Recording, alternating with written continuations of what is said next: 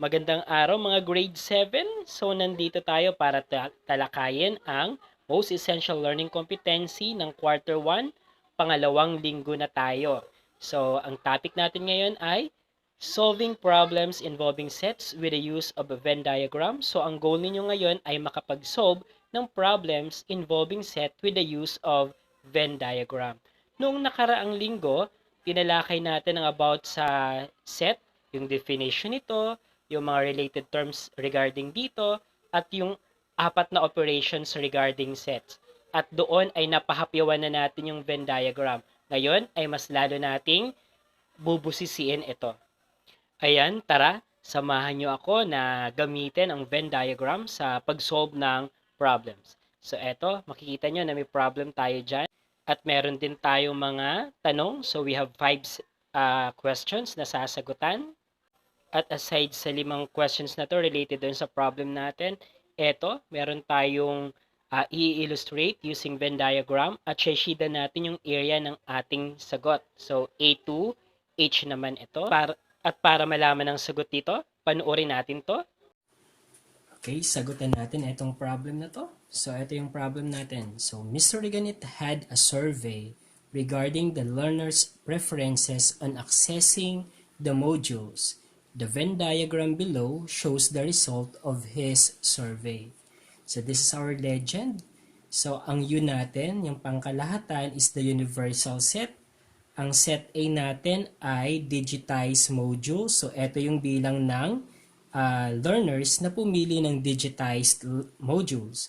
And then, ang set B naman natin, which is 13, yan naman ang ating printed modules. So, those learners na pumili ng printed modules. Okay? So, kapag ganito ang problem, medyo madali pa kasi 2 sets lang ang given plus the universal set. So, medyo hindi masyadong confusing ito. So, sagutan natin ang first question. Okay. So, ang question number 1 ay ito. So, how many learners are involved in Mr. Reganit advisory class? So, ilan kaya ang estudyante na involved? So, kung titignan natin, ito lang iyon. So, 9 plus 13. Wala na tayong numbers na nakikita pa sa ating universal set. So, 9 plus 13 is equal to 22. So, dito ang sagot ay 9 plus 13 is equal to 22. So, ito ang magiging sagot natin. So, yan ang bilang ng learners ni Mr. Reganit sa kanyang advisory class. Ayan. So, ang pinag-uusapan na natin ngayon ay yung bilang na, hindi na yung mga elements. Bilang ng elements ngayon ang pinag-uusapan, hindi yung mga specific elements sa set. Okay, number 2 tayo. Okay, so ang tanong kay number 2, okay, nababasa ba? So, how many learners preferred to use digitized modules? So, ang digitized modules natin ay ang set A. So, therefore, ang set A natin ay etong nasa bilog na to at ang pumili lamang, ang bilang ng learners na pumili ng digitized ay 9. So, ibig sabihin, ang isusulat ko dito ay 9. So, 9 learners preferred to use digitized modules. Okay, number 3 naman.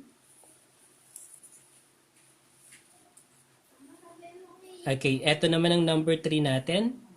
So, how many learners preferred to use printed modules? So, printed modules naman, ilan kaya ang preferred nila ang printed modules? Ang printed modules natin ay ang set B. Ang set B natin ay 13. So, therefore, ang sagot dito ay 13. So, 13 learners preferred to use printed modules. Okay, fourth question tayo. So, sana ay nasusundan. Okay, so eto kaya. So, how many learners preferred digitized or printed modules? Okay, eto may nakalagay na or. Pag sinabi nating or, it is referring to the union of sets. So, since union of sets yan. So, union ng pumili ng digitized at ng pumili ng printed modules. So, ibig sabihin, kung ito ang ating digitized modules, bilang ng learners na pumili ng digitized modules, at ito naman ang bilang ng learners na pumili ng printed modules, i-add lang natin sila. Kasi union, kapag or ang nakita natin, it is union. So, 9 plus 13, the answer is 22. Okay, so yan ang sagot. Okay, so number 5. Okay, so ang number 5, basahin nyo nga. So, how many learners preferred digitized and printed modules? So, pag sinabi nating and printed modules, ibig sabihin, ito yung mga learners na pumili ng digitized module at the same time printed modules. Meron bang pumili ng digitized module at the same time printed modules? Meron ba? Wala. So, kapag and ang nakita natin dito sa problem ng sets, ibig sabihin, ang tinutukoy niya ay ang intersection. So, last video lesson, sana'y natatandaan niyo na diniscuss ko ang intersection. Those are the elements common to both sets. So, ito iyon. Ito yung part na yon. So, meron ba tayong bilang na nandito sa intersection ng set A and B? Wala. So, since wala, okay. So, since wala, ang ilalagay natin dito ay 0. Okay? Sa activity naman na to, ito ang gagawin natin. Illustrate the following using the Venn diagram. Shade the area of the answer for each. So, isi-shade natin. So, gawin natin ang A natin. So, eto muna tayo. So, ang A natin ay the union of set A and set B. So, alin dito ang isi-shade natin? So, kung eto ang set A, eto naman ang set B natin, and then union, ang isi-shade natin ay etong part na to.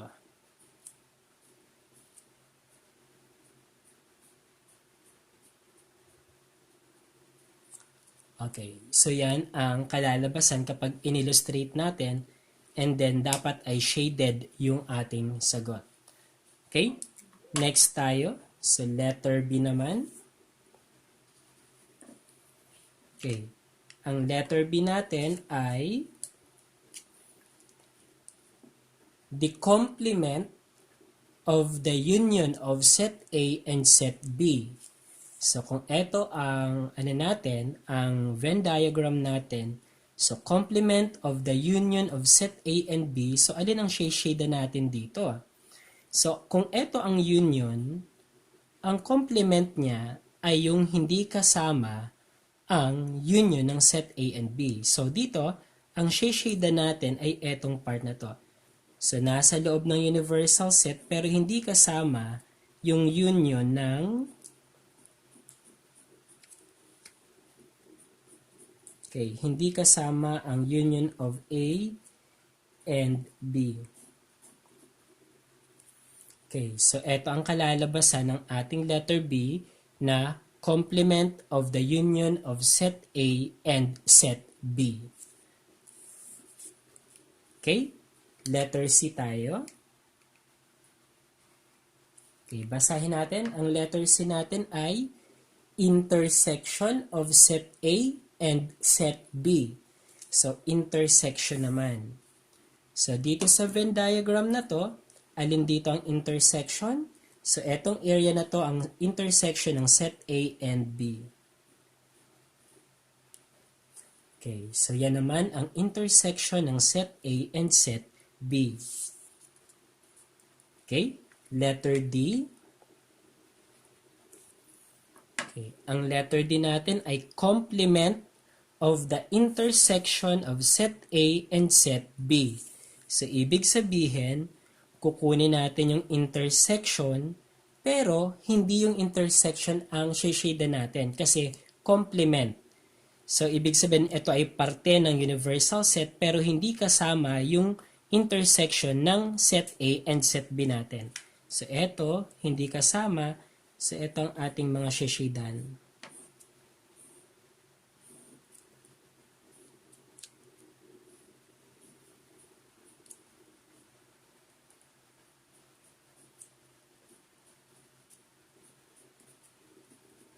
Okay, sana'y nasusundan ninyo.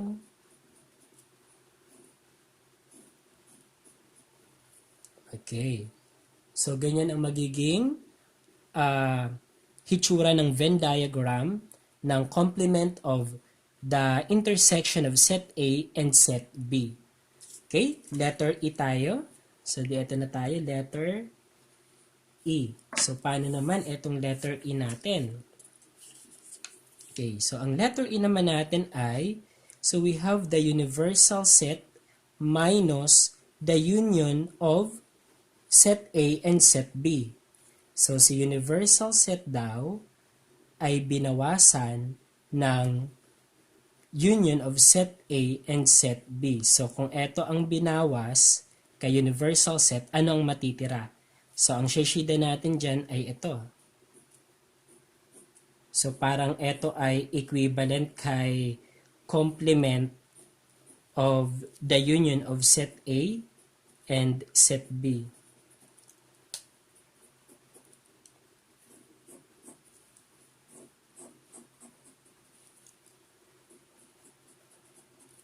Okay, so ganyan ang magiging kalalabasan niya. So, yung universal set ay binawasan ng union of set A and B. So, ang magiging sagot dyan ay yung shaded part or shaded area. Okay, letter F.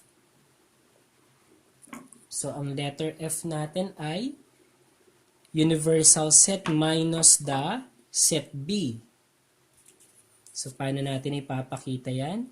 So, yung universal set, binawasan ng set B. So, ang matitira ay etong part na to.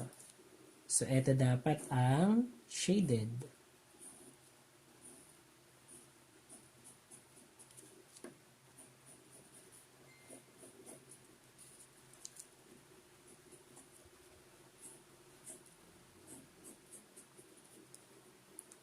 Okay.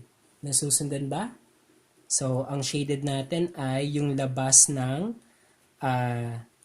set B. So, para ito ay complement of set B. Ayan. Okay? So, letter G na tayo. So, ang letter G natin ay A complement or complement of set A. So, pag complement of set A, nandun siya sa loob ng universal set pero hindi kasama ang set A natin.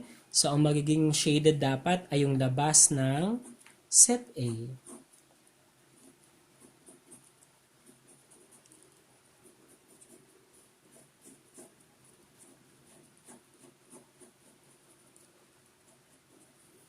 Okay, ito naman ang kalalabasan niya.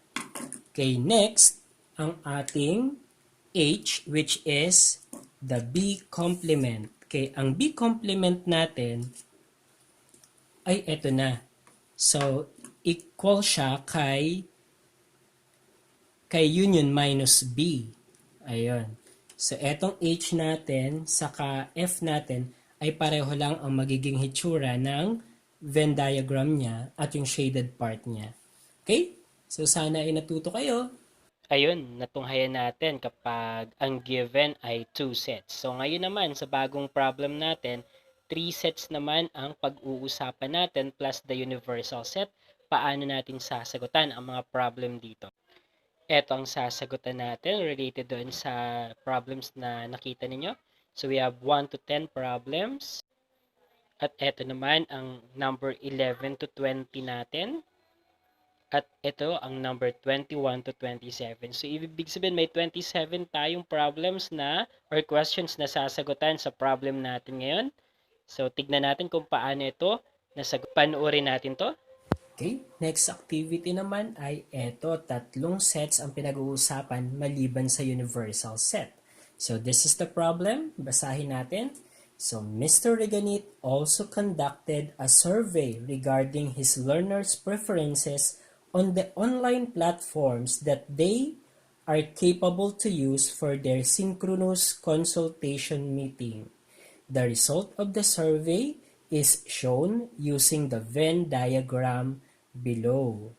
Ayan, so ang legend natin, ang set U natin ay ang universal set. Ang set A natin, etong nasa bilog na to, are the learners capable of using the messenger classroom. And then ang set B naman natin, eto naman iyon, eto naman yung mga capable of using the Google Classroom. So eto, and then, ang set C natin ay capable of using the Google Meet. So those are the three platforms involved here for the synchronous consultation meeting. Okay, so eto medyo komplikado kapag three sets na ang pinag-uusapan, maliban kay universal set, and then medyo mga tricky kasi at maraming pwede maging question or maging tanong dito sa part na to. So, pero tutok lang tayo para maunawaan natin ito. Okay? So, how many learners are involved in Mr. Reganit class? So, ilan daw lahat yung estudyante na involved sa klase ni Mr. Reganit? So, paano kaya natin makukuha ito? Okay, so eto, para makuha natin to, ang kailangan natin, so eto nakikita niyo yung Venn diagram. So para makuha natin yan, kailangan nating i-shade ito. Kasi pag lahat ng learners na involved sa klase ni Mr. Reganit, eto ang tinutukoy dyan. So lahat ng yon, lahat ng nasa universal set natin ang tinutukoy doon. So ano yung mga numbers na involved doon? So we have okay. So, etong nasa set A natin, we have 6 plus 4 plus 3, okay, plus 2. Okay na ito? Okay na? Okay na? Okay na? Then, plus 1 plus 1. So, eto saka eto yon. Plus 5. Eto yon. And then plus 7. So, ilan lahat yan? 6, 4, that is 10, 13, 15, 16, 17, 17, 22, okay, 22, 29. So, ibig sabihin, 29 learners meron si Mr. Reganit sa kanyang klase. So, ulitin nga natin. So, 6, 4, 10, 15, 17, 22, 29. Okay, so ang sagot natin for question number 1 ay 29. Okay, question number 2 naman tayo. So, tignan natin ano ba ang tanong sa number 2 natin. Okay, so this is the question. So, how many learners are capable in using the messenger classroom? So, ilang estudyante daw ang capable gumamit ng messenger classroom. So, ang messenger classroom natin ay ang set A. So, dito sa Venn diagram, ang isi-shade natin ay yung mga nasa set A. So, eto yon. Okay, so ano yung mga numbers na involved dun sa shinida natin? So, we have 6 plus 4 plus 3 plus 2. So, all in all, ilang estudyante iyon? So, we have 6, 10, 13, 15. Okay. So, meron tayong 15 na estudyante na capable sa paggamit ng messenger classroom. So, take note of the word, walang only so messenger classroom. So, ibig sabihin, pwedeng gumamit ito ng messenger classroom. Okay, number 3 naman tayo. Ang question kay number 3. So, how many learners are capable in using the messenger classroom only? So, eto naman ay may nakalagay na only. So, ibig sabihin, etong mga estudyanteng to ay gumagamit lang ng messenger classroom lamang. walang iba pang ginagamit. So, alin ang shade natin dito? So, kapag may only, so eto lang. So, ang messenger classroom natin ay set A. So, eto. And then, ang gumagamit lang ng messenger classroom ay etong 6 na to. Okay, so ito lang ang shaded natin. Ito kasing 4, gumagamit ito ng Messenger Classroom at the same time ay Google Classroom. So ito namang dalawang to, gumagamit ng Messenger Classroom at the same time Google Meet. So ito namang tatlong to, gumagamit or capable gumamit ng lahat ng platforms. So ang sagot lang natin dito kay how many learners are capable in using the Messenger Classroom only ay 6 lamang. Ayan. So sana ay nakukuha. Okay, next number tayo para makarami tayo. So number 4. Ano kaya ang question kay number 4? Okay, kay number 4, hawig lang din dun sa nauna. So how many learners are capable in using the Google Classroom naman? Our Google Classroom ay set B. So ang set B natin ay eto. So ibig sabihin, ang shade natin ay etong part na to. Ayan. So i-add natin. So 5 plus 4, 9 plus 1, 10 plus 3, 13. So ang gumagamit ng Google Classroom natin ay 13. So 5 plus 4, 9 plus 1, 10 plus 3, 13. Okay, next tayo. Number 5. Okay, ang number 5 naman natin ay, okay, so how many learners are capable in using the Google Classroom only? So dito may word na naman na only. So gumagamit lang ng Google Classroom. So dito, ang gumagamit lang ng Google Classroom ay eto lang. Ayan. So, ang number lang na nandoon ay 5. So, ang sagot dito ay 5 learners.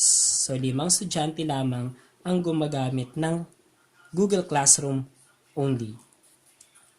Okay? Next, number 6. Okay, number 6 natin ay eto. So, how many learners are capable in using the Google Meet naman? So, Google Meet is set C. So, eto yon. So, ang isi-shade natin ay ang ating set C. Okay? And then, add 1 plus 1, 2 plus 3, 5 plus 2, 7. So, ang sagot natin dito ay 7. Okay? Number 7 tayo. Bilisan natin. Okay, number 7. Kaya ang number 7 natin ay how many learners are capable in using the Google Meet only? So, ito naman ay may only. So, Google Meet only. Google Meet natin ay nasa set C. So, only. So, ibig sabihin, etong part lang na to. Okay, anong bilang iyon? Anong number ang nakikita doon? So, isa lang. So, ang gumagamit ng Google Meet lamang ay isa lang na estudyante. Okay, next, number 8.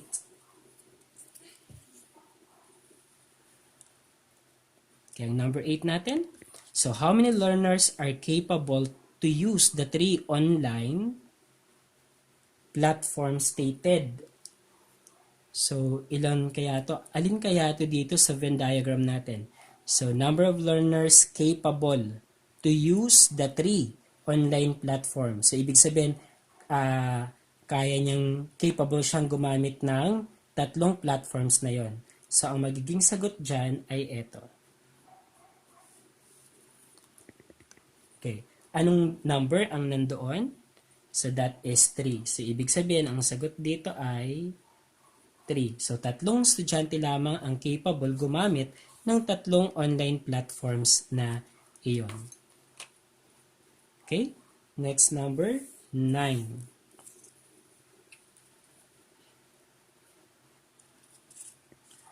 Okay, ang number 9 natin, so how many learners are no capabilities to use any of the platforms. So, ito naman yung mga learners na walang kapasidad na or walang kakayanan na gumamit ng kahit na alin doon sa tatlong online platforms. So, dito, ang shade-shadean ko ay etong nasa labas. So, nasa universal set, pero nasa labas ng set A, B, and C. So, may number ba kayong nakikita na nasa labas? Okay? So, makikita nyo na meron tayong 7. So, ibig sabihin, may 7 bata na walang kakayanan na gumamit ng kahit alinman doon sa tatlong online platforms na yon. So, ano kaya ang gagawin nito? So, siguro, totaling mode lang ang gagamitin nila. Bahala na si teacher dumiskarte kung paano niya matutugunan yung pangangailangan ng 7 estudyanteng iyon. Okay, number 10 tayo. Okay, ang number 10 natin ay ito. So, how many learners are capable in using Messenger Classroom or Google Classroom? Na-encounter na natin ito, may or. Ibig sabihin ng or ay union, pagsasamahin. So, set ng Messenger Classroom, we have A. So, ito. Shade natin. Or Google Classroom. Ang Google Classroom natin ay set B. So, ibig sabihin, ito naman. Okay, anong numbers ang mga nandito sa shaded part na to? So, we have 6 plus 4, 10, plus 3, 13, plus 2, 15. 15 plus 1, 16. 16 plus 5, 21. So, ibig sabihin, so ito yung may kakayanang gumamit ng Google Classroom or Messenger Classroom. So, 21 learners. So, tama ba? So, 5, 9, 10, 13, 19, 20, 21. Okay, tama naman, 21. Okay? Next tayo, number 11. Okay, ang number 11 natin ay ito. So, how many learners are capable in using Messenger Classroom or Google Meet? So, Messenger Classroom natin, set A. So, shade natin ang set A. Or Google Meet. Ang Google Meet natin ay set C. So, ito naman ang set C. Ayan. So, ang mga number na nandun sa shaded part natin, 6, 4, 10, 13, 13, 15, 16, 17. So, ibig sabihin, meron tayong 17 learners na capable gumamit ng Messenger Classroom or Google Meet. So, inad lang natin lahat ng mga bilang na nandoon sa kanila. Okay, number 12. Okay, ang number 12 natin ay ito. So, how many learners are capable in using Google Meet or Google Classroom? So, ang Google Meet natin ay C, set C. At ang Google Classroom natin ay set B. So, ito.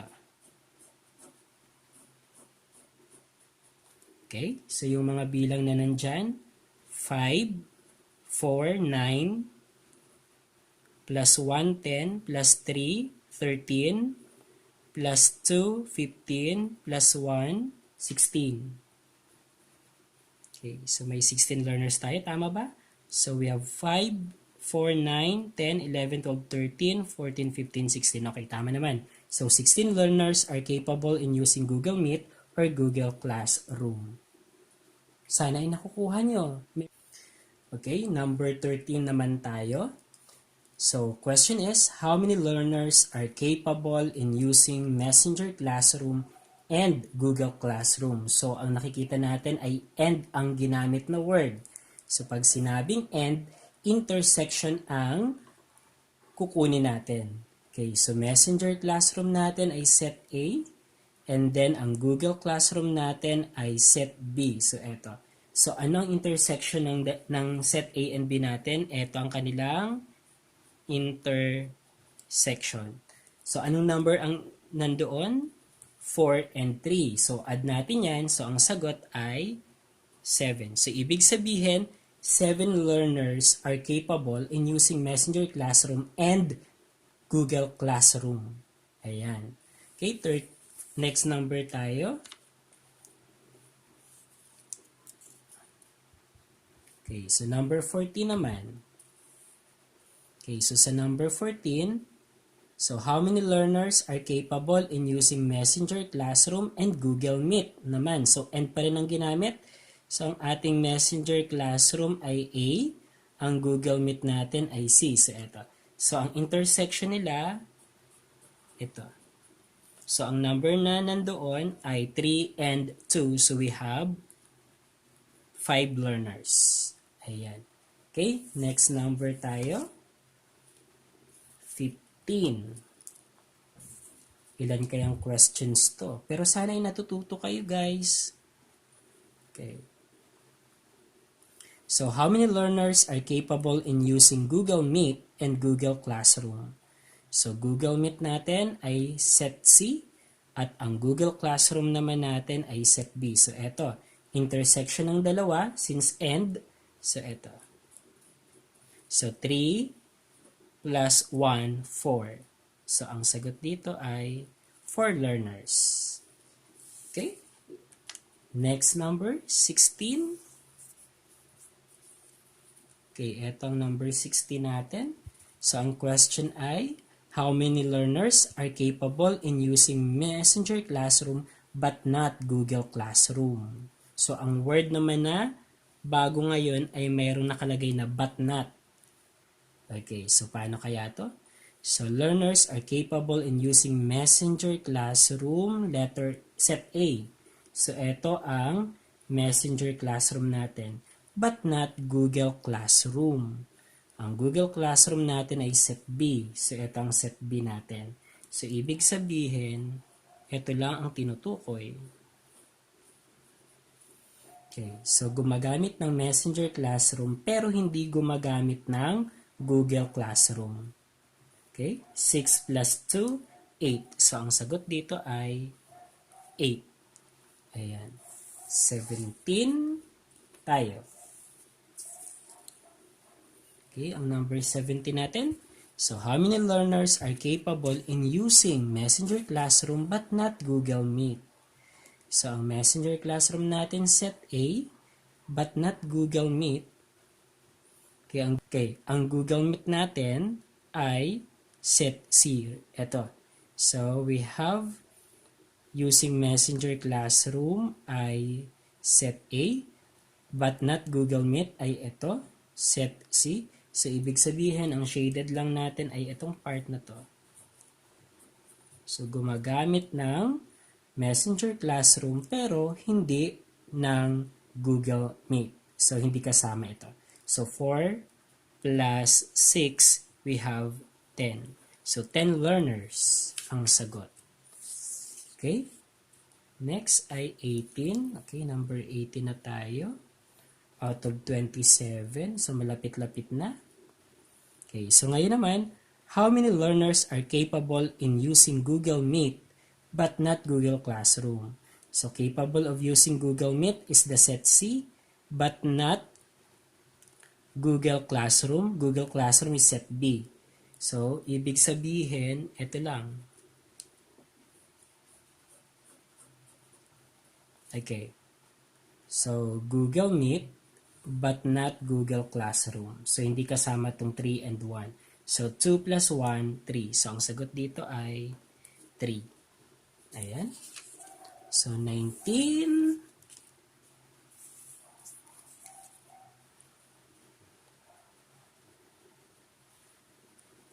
Okay. So, ang 19 natin ay how many learners are not capable of using Messenger Classroom? So, parang complement ito ng set A. Diba? So, how many learners are not capable of using Messenger Classroom. Kung ang Messenger Classroom natin ay ang set A, so ang mga not capable of using Messenger Classroom ay yung mga nasa labas ng set A. So, ito yun. So, A complement. Parang kinuha natin ang A complement. So, A complement ang corresponding part ng question natin. So, ayan. So, medyo maraming involved na number. So, we have 7 plus 5, 13. 13 plus 1, 14. Plus 1, 15. So, the answer is 15. Okay. So, yan yung mga not capable to use Messenger Classroom. 7, 5, we have 12, 13. 7, 5, tama. 12, 13, 14. 14 lang pala ang sagot, no? Okay, 14 lang, hindi 15, sorry. So, ito ay 14 lamang. Okay? Okay, 14 lang. Okay, number 20 tayo. Okay, ang number 20 natin ay, so how many learners are not capable of using Google Classroom? Ang Google Classroom natin ay ang set B. So, ilan naman ang not capable to use Google Classroom? So, yung mga yun ay etong nasa labas ng set B natin.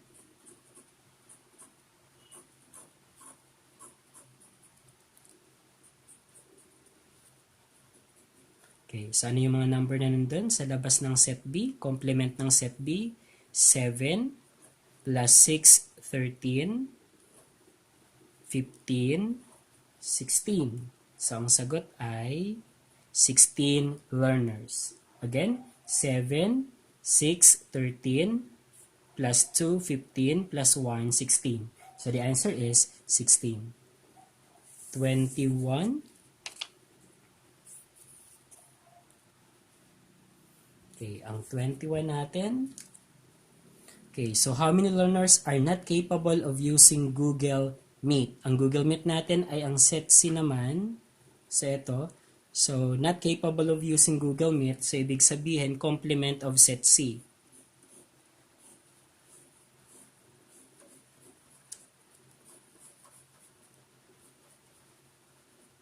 Ayan. So, ang mga bilang ay 7 plus 6, 13. 13 plus 4, 17. 17 plus 5, 22. Okay, 22 learners. Tama ba? Okay, 10, 15, 20, 22. Okay, 22 is the answer. So, learners not capable of using Google Meet. Okay, 22 na tayo. Okay, number 22. How many learners are not capable naman of using Messenger Classroom or Google Classroom? Okay, may or tayo. So, pag or, ibig sabihin union. So, union ng Messenger Classroom set A at Google Classroom set B. Kaso, not capable of using. So, ibig sabihin, parang ito ay complement of the union of set A and set B. So, not capable of using, so ito mga nasa labas niya.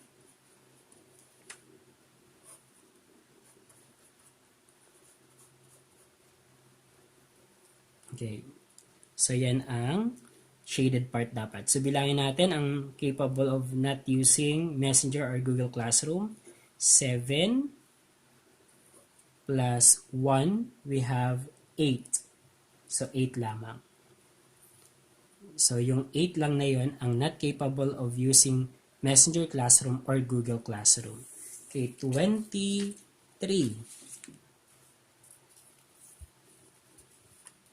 Okay, same question na iba lang. So, how many learners are not capable of using Messenger Classroom naman? So, Messenger Classroom or Google Meet. Ang Google Meet ay set C. So, okay, not capable of using the two set. So, parang complement of the union of set A and set C. So, ito yun.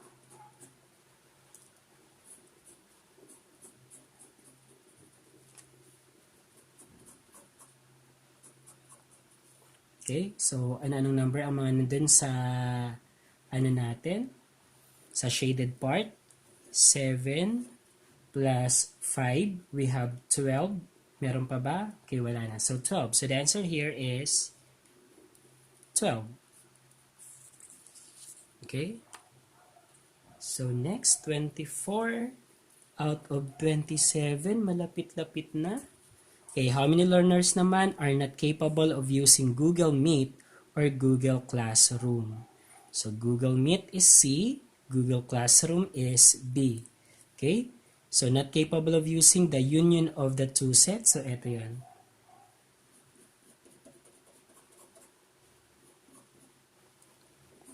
Okay, ang bilang na nandoon ay ito.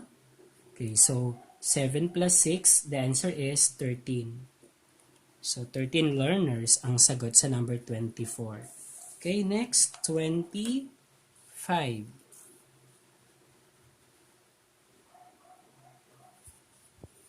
Okay, ang 25 naman natin ay how many learners are not capable of using Messenger Classroom and Google Classroom?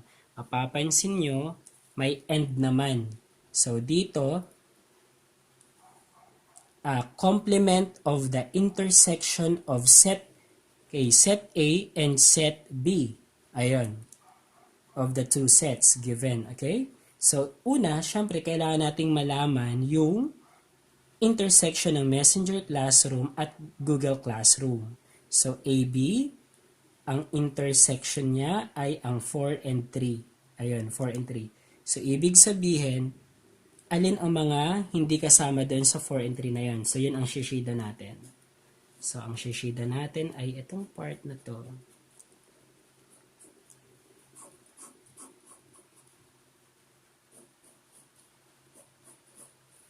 Ayan. Okay? And then, i-add natin iyon. So, 7 plus 6, 13, 14, 15, 16, 17, 22. So, the answer is 22. So, kapag ganito may shortcut naman na, so, yung universal set minus 7. So, 29 ang universal set natin, minus 7, we have 22. So, the answer is 22. So, number of learners not capable of using Messenger Classroom and Google Classroom. So, ang question niya ay parang complement of the intersection of set A and set B. Ayan.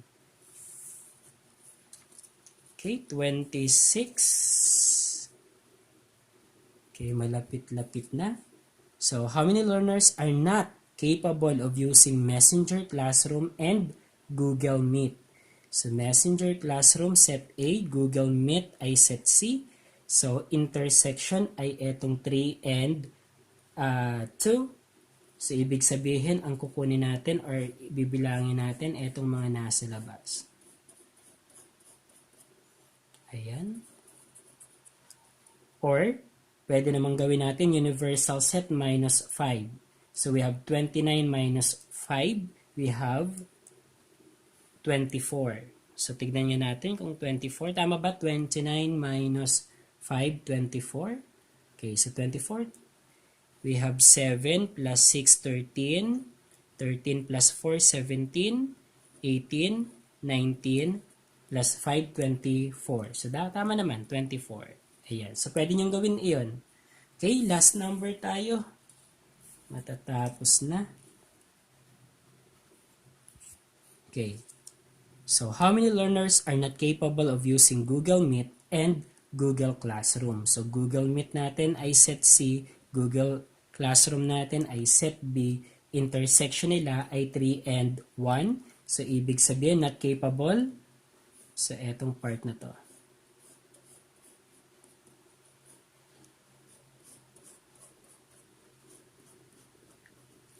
Ayan. Or, the universal set, 29. 29 minus 4, kasi ito yung 4, 25. So, the answer here is 25. So, tingnan nyo natin kung 25. So, 7, 6, 13, 17, 17, 18, 19, 20, 21. Okay, may mali, may mali. Nabilugan ko ito, hindi kasama ito. So, sorry. So, again tayo. So, we have 7, 6, 13, 17, plus 5, 22, 24, 25. So, ito, hindi kasama. Sa 25, tama yung 25 natin. Kasi ito ay parte nito. So, nabilugan ko, sorry. Okay, ayan. So, sana ay natuto kayo. So, medyo komplikado, medyo tricky, pero may mga words lang tayong titignan, makukuha natin ang sagot. Plus, dapat ay alam na natin yung basic or yung mga diniscuss ko sa nakaraang video lesson ko. So, maraming salamat sa pagtutok. Sana'y marami kayong natutunan at napulot sa araw na to. Ayan, tapos na. Para masukat natin kung natutunan natin ang video lesson na inyong napanood. So, muli nating sagutan. Ito, question number 1 to 5. Etong number 6. At yung sa 3 set, sagutan din natin. Pagkatapos nating masagutan, i-compare natin ang ating sagot doon sa video lesson na ating napanood na. At kapag marami ang nakuha nating tama, ibig sabihin natutunan natin. Pero kung kaunti ang ating nakuhang tamang sagot, ibig sabihin, panuuri nating muli ito. Maraming salamat sa pagtutok at sana'y nag-enjoy kayo at natuto.